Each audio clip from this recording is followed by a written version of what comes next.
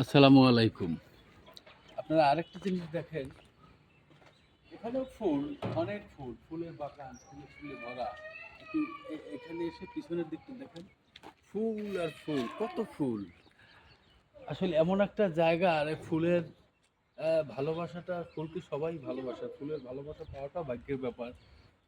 এত ফুল এবং এই পরিচর্যা, নিচে কতটা পরিষ্কার দেখেন। এখানে আসলে কি বলবো, এখানে আসলে মানুষের মন এবং দিল সবকিছু ঠান্ডা হয়ে যায়, ভালো হয়ে যাওয়ার কথা। এই যে দেখতে পাচ্ছেন, এই একটা ভবন, এখানে ফুলের বাগান, এই একটা মাঠ, খেলার মাঠ আছে। এখানে খেলার জন্য একটা মাঠ দেখতে পাচ্ছেন আপনারা। এই যে এটা র্যাকেট খেলার জন্য, র্যাকেট খেলার জন্য একটা মাঠ আছে এখানে। সুন্দর, সুন্দর পরিবেশ। পরিবেশটা আসলে আমার কাছে খুব ভালো লাগলো। আপনাদের কাছে কার কিভাবে ভালো লাগলো কিনা জানাবেন কমেন্ট করে। দেখেন একটা বাবু সাইকেল চালাচ্ছে, ওনাকে খুব ভালো লাগছে। আসসালামু আলাইকুম ভাই। ভালো আছেন? ভালো আছেন? তো বাসাটা এখানে? আমাদের বাসা দুলছে। এখানে আসছে একটু ঘোরার জন্য না জব করে?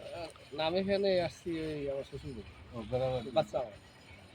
আসলে আমি এই ইউনিভার্সিটিতে পড়ি। ও, কবির বিজ্ঞান পড়ি। ঠিক আছে। আসসালামু আলাইকুম। দেখতে পাচ্ছি কত সুন্দর ফুল। আসলে এই পরিবেশে অনেকেই ঘুরতে আসে, অনেকে জানেও না। যার কারণে সবাইকে জানানোর জন্যই আমার ভিডিওটা করা, যেখানে আসবেন এবং এই পরিবেশে ঘুরলে যদি মন খারাপ থাকে কারো, তাহলে ভালো হয়ে যাবে। এখানে আর একটা প্রতিষ্ঠান আছে,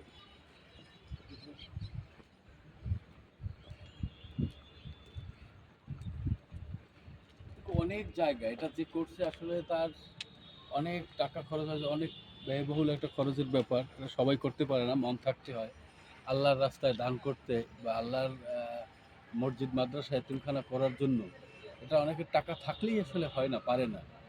কিন্তু এখানে উনি যেটা করছে অনেক সুন্দর এবং অনেক টাকা ব্যয়বহুল খরচ করে তারপর করেছেন। দেখার মতো একটা জায়গা, পরিবেশ।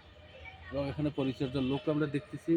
ওখানে ফুলের গায়ে স্প্রে করতেছে, ফুলের বাগান পরিষ্কার করতেছে। আমরা ওনার কাছে যাব, একটু জিজ্ঞেস করব, সেটা পরবর্তী পর্বে।